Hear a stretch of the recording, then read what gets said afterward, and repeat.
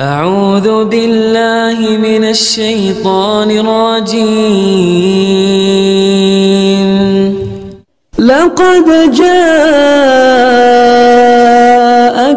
رسول من أنفسكم عزيز عليه ما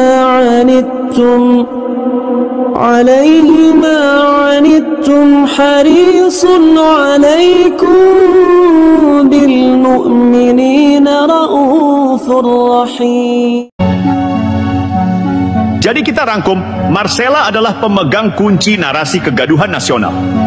Dari isu demo bayaran, hoaks tragedi nasional, penyerangan Kejagung, hingga skenario konyol ijazah palsu, semuanya bermuara pada satu motif: menghancurkan legitimasi negara demi menyelamatkan kepentingan koruptor.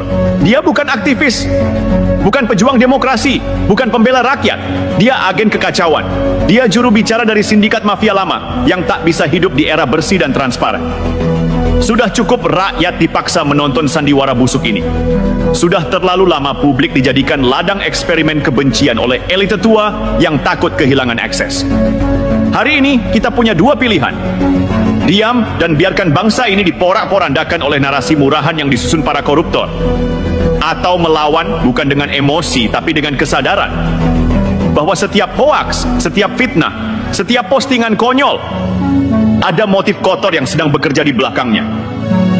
Dan Marcella Santoso, namamu akan tercatat bukan sebagai pahlawan demokrasi, tapi sebagai perancang kerusakan yang coba menyembunyikan kebusukan elit di balik topeng kepalsuan. Sekarang semuanya mulai terang benderang. Semua kepingan puzzle yang selama ini tersebar, sekarang sudah tersusun rapi. Dan kesimpulannya, gegap gempita kegaduhan nasional ini memang bukan spontan, tapi dikonstruksi.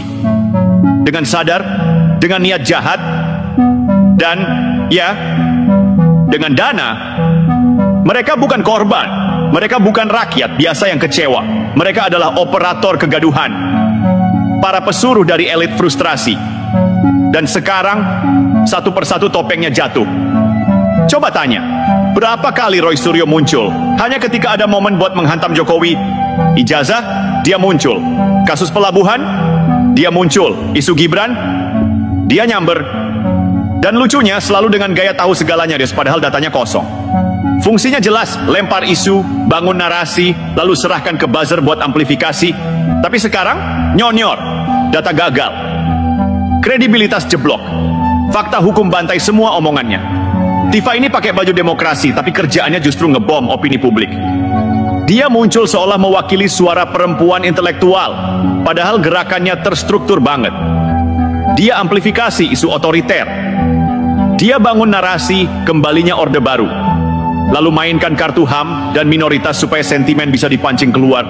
Tapi di belakang, terindikasi kuat ada aliran komunikasi dengan tokoh-tokoh politik oposisi yang kecewa berat. Dan sekarang, rakyat makin cerdas. Narasinya nggak laku, malah ditertawakan. Mereka ini dua contoh bagaimana orang-orang frustrasi bisa tiba-tiba jadi ahli negara di Twitter. Kerjanya bangun utas panjang penuh tuduhan, selingi dengan gaya akademik ala-ala, lalu tag akun-akun yang biasa nyebar hoax.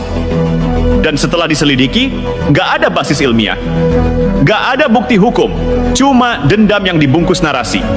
Apalagi Kazinudin yang justru terendus ikut dalam beberapa grup WA gelap yang suka koordinasi serangan digital.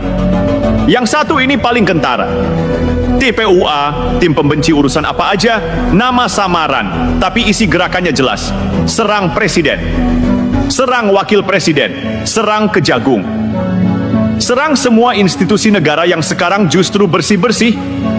Dan siapa anak abah?